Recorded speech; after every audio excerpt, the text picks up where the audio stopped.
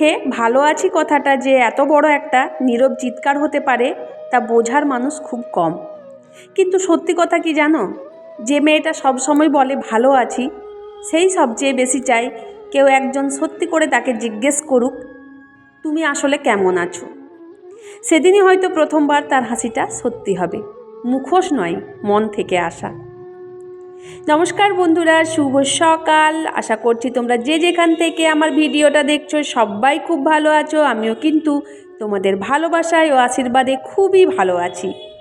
আজকে একটা নতুন গল্প, নতুন রেসিপি নিয়ে তোমাদের সামনে হাজির হয়েছি। যদি ভালো লেগে থাকে অবশ্যই লাইক, কমেন্ট, শেয়ার করে পাশে থাকবে। তো চলো আজকে আর বেশি কথা না বাড়িয়ে আজকের গল্পটা শুরু করা যাক। আজকের গল্পের নাম হচ্ছে ভালো আছি কথাটার আড়ালে। প্রথমে যে ইন্ট্রোটা আমি দিয়েছি সেটা শুনে নিশ্চয়ই তোমরা বুঝতে পেরেছো আজকের গল্পটা কি হতে পারে। তাও আমি তোমাদের গল্পের নামটা বলে দিলাম। চলো বন্ধুরা, গল্পটা শুরু করা যাক। ভোরের আলো যখন জানলার পর্দা ভেদ করে ঘরে ঢোকে, মেয়েটা তখনই জেগে ওঠে। অভ্যাসবশত বিছানার পাশে রাখা ফোনটা হাতে তুলে নেয়। নোটিফিকেশন, ইউটিউবের কমেন্ট, ইনবক্সে মেসেজ। অনেক মানুষ তাকে ভালোবাসে, তার ভিডিও দেখে, হাসে। এই ভাবনাটা তাকে আলতো করে শক্তি দেয়, কিন্তু সেই শক্তিটা টেকসই নয়। হাত মুখ ধুয়ে আয়নার সামনে দাঁড়িয়ে মেয়েটা দেখে আয়নাও যেন আজ বলছে, আজও কি সেই হাসিটা আনবে। সে মৃদু হাসে, নিজের চোখের নিচের কালো দাগ ঢেকে নেয়। চুল গুছিয়ে ক্যামেরা অন করে। হ্যালো সবাই, আমি খুব ভালো আছি, একটা বাক্য যা তার চ্যানেলের সবচেয়ে পছন্দের পরিচয় হয়ে গেছে। তারপর শুরু হয় দিনের ব্যস্ততা।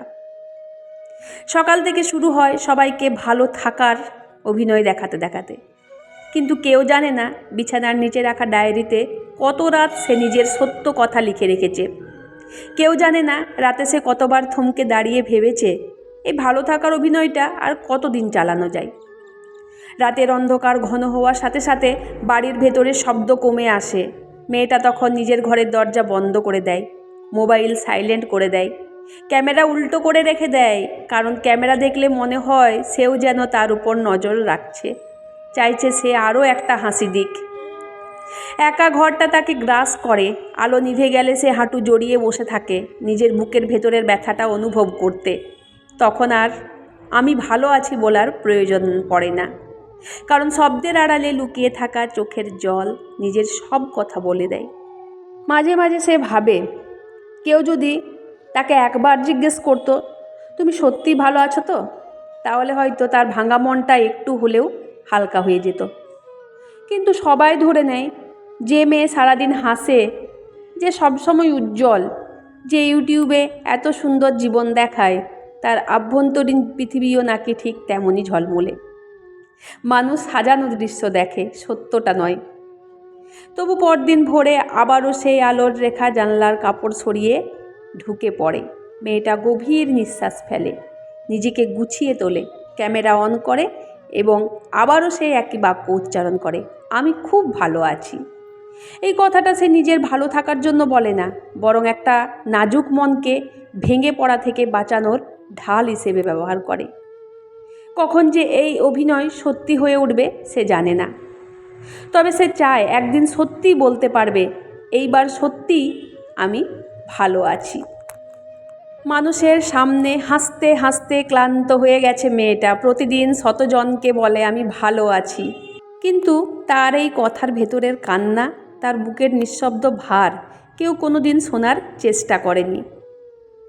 যে মেয়েটাকে সবাই হাসি খুশি, প্রাণবন্ত, সুন্দর ভবিষ্যতের স্বপ্ন বলা মনে করত, সে আসলে নিজের ভাঙা অংশগুলো নিজেই জোড়া লাগিয়ে প্রতিদিন বেঁচে থাকত।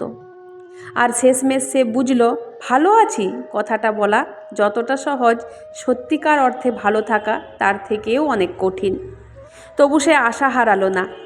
একদিন হয়তো কেউ সত্যিই জিজ্ঞাসা করবে তুই সত্যি কেমন আছিস, আর সেদিনই প্রথমবার মেয়েটা হাসবে, অভিনয় নয়, ভিতর থেকে সত্যি সত্যি। এটাই তার শেষ কথা। ভালো আছি শুধু বলার জন্য বলা নয়, কেউ যদি মন থেকে দেখতে চায় আমার আসল ভালো থাকা একদিন খুঁজে পাবে। বন্ধুরা, গল্পটা তোমাদের কেমন লাগলো অতি অবশ্যই জানাবে। বন্ধুরা, এই যে গল্পগুলো তোমাদের সাথে আমি শেয়ার করে থাকি, গল্পগুলো গল্প হলেও কিন্তু সত্যি। তার ভেতরে একটা গভীর ভালোবাসা প্রত্যেকটা গল্পতে কিন্তু জুড়ে আছে। আর সেই গল্পগুলো তোমাদের কাছে প্রতিনিয়ত আমি শেয়ার করার চেষ্টা করি। আমার জীবনের সাথে, আমার গল্পগুলোর সাথে যদি কারোর কোনো বাস্তবিক মিল থাকে, অতি অবশ্যই কমেন্টে জানাবে। আর যদি কারোর কোনো মিল না থাকে, তাহলে হয়তো জানবো যে এই জীবনটা যে জিনিসগুলো হচ্ছে আমার সাথে, সেগুলো পুরোপুরি আমার একার। তো অনেক কথাই হয়ে গেল বন্ধুরা, তোমাদের সাথে একটা রেসিপিও শেয়ার করে দিলাম, ডিম পাউরুটি। অনেকে ডিম টোস্ট বলে, কিন্তু আমি ডিম টোস্ট বানাইনি, ডিম পাউরুটি বানিয়েছি। দুদিন আগে একটা ভিডিও তোমাদের কাছে গিয়েছে, সেটা হয়েছে ব্রেড চপ রেসিপি, আর আজকে হলো পাউরুটি আর ডিম। ঠিক আছে, তো ভিডিও সারাদিন আমি করার টাইম পাই না।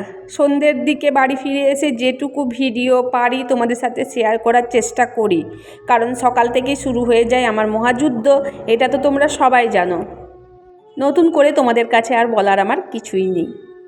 তো সবাইকে টিফিন দেওয়ার পর নিজে বসেছি খেতে এখন, আর এত পরিমাণে ক্লান্ত লাগছে বন্ধুরা, কি বলবো, ক্যামেরার সামনে আসতে চাইছিলাম না। তাও ভাবলাম যে না, একটুখানি তো দিই, সবাইকে যখন খেতে দিয়েছি আমার নিজের খাওয়াটাও তোমাদের কাছে তুলে ধরি। আর চট করে প্রতিদিন আমি টিফিন করি না, যেদিন হয়তো কিছু বানালাম সেদিনই খেলাম। তো বন্ধুরা, তারপরে খাওয়া দাওয়া কমপ্লিট করে আমি চলে এসেছি একেবারে রান্নার দিকে। রুটি এখনও হয়নি, সবজিটা আগে বসিয়ে দিই, তারপরে আটাটা মেখে রুটিটা করব। তো নতুন গল্পগুলো আমার কেমন লাগছে অতি অবশ্যই একটা সুন্দর কমেন্টের মাধ্যমে জানাবে। ভিডিওতে লাইক করবে, শেয়ার করবে, কমেন্ট করবে, আর হ্যাঁ, হাইপ করতে ভুলো না বন্ধুরা। আর আমার পুরনো বন্ধুদের অসংখ্য ভালোবাসা, আর আমার নতুন বন্ধুদের জানাচ্ছি বুক ভরা ভালোবাসা, তার সাথে আমার চ্যানেলে স্বাগতম। যদি আমার চ্যানেলটা এখনও পর্যন্ত সাবস্ক্রাইব না করে থেকো, অবশ্যই সাবস্ক্রাইব করে দিও, পাশে থাকা বেল আইকনটি প্রেস করে রেখো, তাহলে আমি যখনই কোনো নতুন ভিডিও ছাড়বো সবার প্রথমে তোমাদের কাছে গিয়ে পৌঁছবে। তো আজকের মতো বন্ধুরা এখানেই ভিডিওটা শেষ, আমার গল্পও শেষ, চাইছে না তোমাদেরকে ছেড়ে যেতে, মনে হচ্ছে আরও গল্প করি, আরও কিছু ভিডিও তোমাদের সাথে শেয়ার করি, আবারও আসবো নতুন ভিডিও নতুন গল্পের সাথে। ততক্ষণের জন্য তোমরা সবাই ভালো থেকো, সুস্থ থেকো, আর এভাবেই দেখতে থেকো আমার সাথে আমার ভ্লগ এবং গল্প।